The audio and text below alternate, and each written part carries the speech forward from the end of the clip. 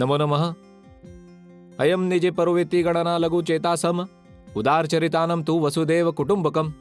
નમસ્કાર, હું છું આચાર્ય બાલકૃષ્ણ દવે. આજનો આપણો જે મુખ્ય વિષય છે, વેદ અને વિજ્ઞાન અંતર્ગત વેદોમાં વર્ણન થયેલી સ્વચ્છતા. મિત્રો, આપણી ભારતીય સંસ્કૃતિ આદિ અનાદિ કાળથી ચાલતી આવી છે. આપણને ખબર છે કે આપણી સંસ્કૃતિ આખા વિશ્વમાં પ્રખ્યાત છે, કારણ કે આપણી સંસ્કૃતિએ વિશ્વને ઘણી વસ્તુઓ આપી છે. આપણી સંસ્કૃતિમાં સ્વચ્છતાને ધ્યાનમાં રાખીને ઘણી વાતો અને વર્ણન આપણા પૂર્વજ ઋષિમુનિઓએ પણ બતાવી છે. એવા ઘણા ઉદાહરણો આપણને આપણા વેદ અને પુરાણોમાં જોવા મળે છે, જેમાં સ્વચ્છતાનું પાલન આપણા જીવન માટે કેટલું જરૂરી છે એ બતાવવામાં આવે છે.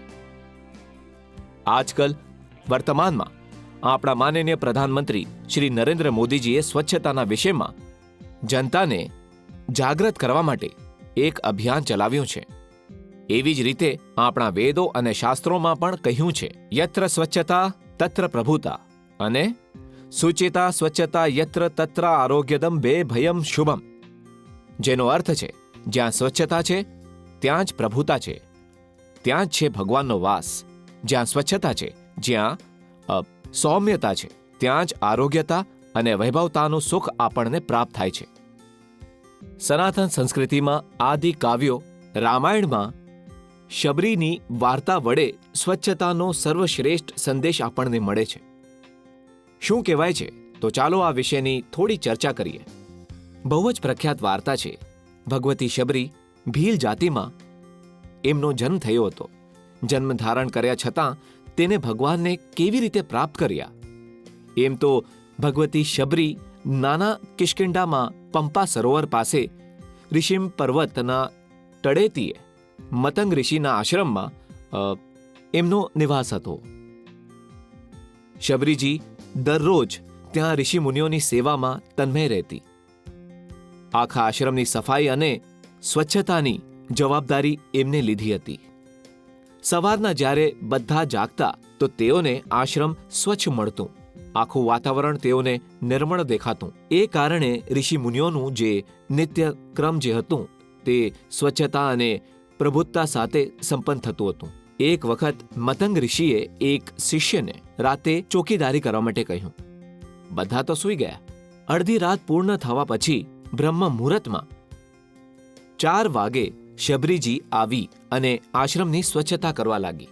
કોઈ એને જોઈ રહ્યું હતું એ વાતની એને જરા પણ ખબર ન હતી.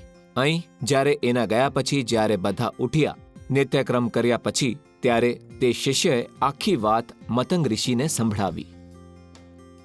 પોતાના બધા કાર્યથી નિવૃત્ત થઈને મતંગ ઋષિએ શબરીને પોતાની પાસે બોલાવી અને પૂછ્યું. શબરીએ ખોટું ના બોલતા બધી હકીકત કહી. એમની વાત સાંભળીને મતંગ ઋષિએ એમને પોતાની શિષ્ય બનાવી.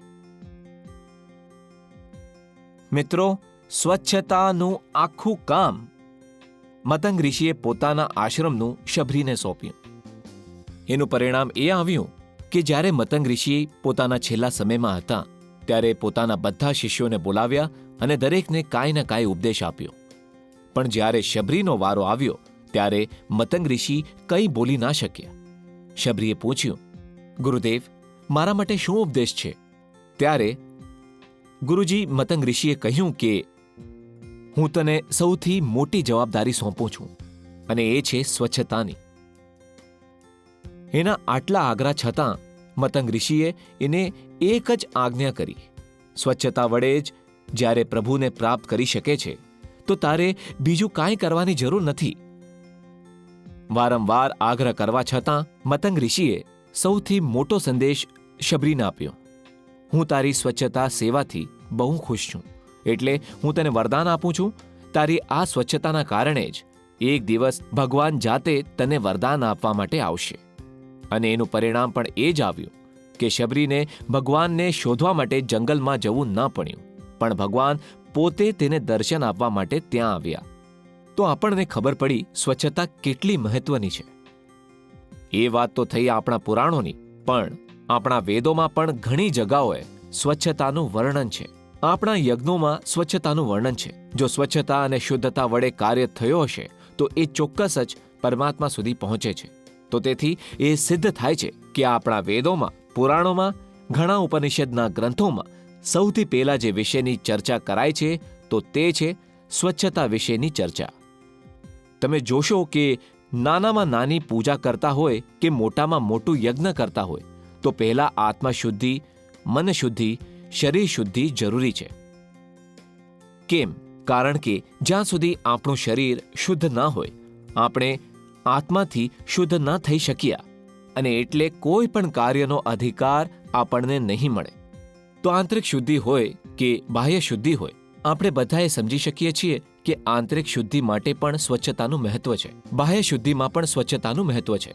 સ્વચ્છતા જેટલી આપણે શરીરની રાખશું, જેટલી દેશની રાખશું, જેટલી સમાજની રાખશું, એટલો જ મહત્વનો સંદેશ આપણે સમાજને આપી શકશું. તો ચાલો આપણે બધા મળીને સ્વચ્છતાની પ્રતિજ્ઞા લઈએ કે આપણે શરીરની હોય કે દેશની હોય કે આપણા સમાજની હોય, બધી જગ્યાએ આપણે સ્વચ્છતા રાખશું. અને એ જ આપણા વેદોનો સંદેશ છે, અને એ જ પુરાણોનો સંદેશ છે. ખૂબ ખૂબ આભાર.